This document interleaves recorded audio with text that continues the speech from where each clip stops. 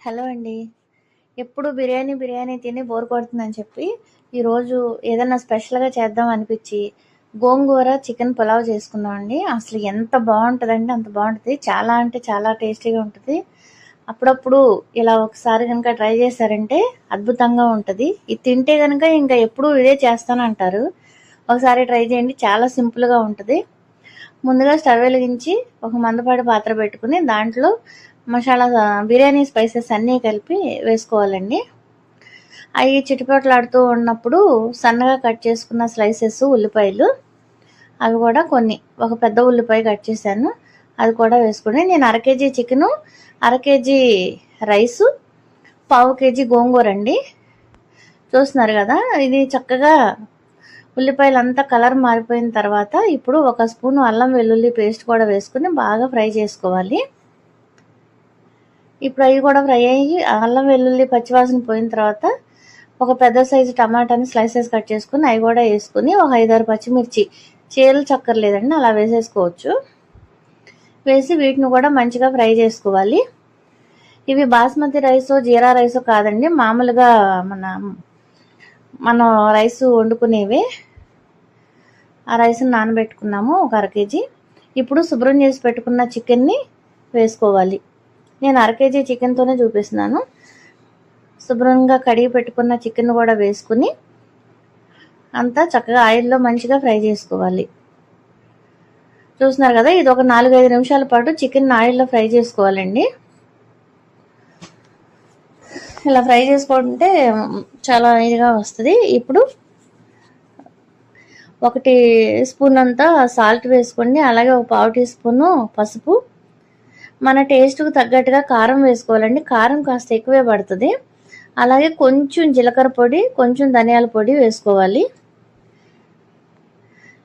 కారం అయితే నేను ఇంకా 2-3 స్పూన్స్ వేసానండి, అది మిస్ అయినట్టుంది, 1 స్పూనే కనిపిస్తుంది. ఇది గోంగూర వేస్తాం కాబట్టి కారం కొంచెం ఎక్కువే పడుతుంది. ఇప్పుడు ఒక పావు టీ స్పూన్ అంతా గరం మసాలా పొడి కూడా వేసుకుని ఇవన్నీ కూడా చికెన్ ముక్కలకి బాగా పట్టేలాగా కలుపుకోవాలండి. ఇప్పుడు ఈ టైంలోనే కొత్తిమీర వేసుకోవాలి.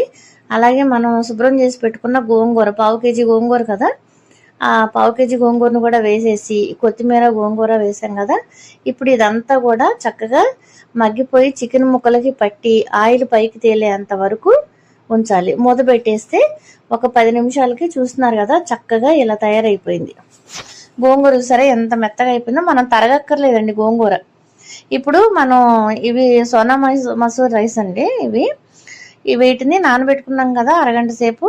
ఈ రైస్ను కూడా ఇప్పుడు ఇందులో వేసేసుకోవాలి. నీళ్లు లేకుండా వేయండి. నీళ్లు లేకుండా వేసుకుని ఇప్పుడు చికెను చక్కగా రైస్ వేసిన తర్వాత ఇందులో ఇప్పుడు చికెన్ మసాలా పొడి వేసుకోవాలి 1 స్పూను. వేసిన తర్వాత చక్కగా ఇప్పుడు మంచిగా మనం వేసుకున్న రైస్ని ఆ గ్రేవీలో వేసి బాగా చక్కగా ఒక 3-4 నిమిషాల పాటు ఫ్రై చేసుకోవాలి. ఇది ఇలా రైస్ వేగుతూ ఉండగానే ఇందులో ఒక 2 స్పూన్లు నెయ్యి వేసుకోండి. ఈ టైంలో ఈ నెయ్యి వేసారంటే ఆ నెయ్యి ఆ రైస్ వేగుతా ఆ పులుపు పట్టి, మసాలాలు పట్టి, ఉప్పు కారాలు పట్టి అసలు మీరు నమ్మరండి చెప్తే, అంత టేస్ట్ ఉంటుంది. తప్పకుండా ట్రై చేయండి, మీరే అంటారు.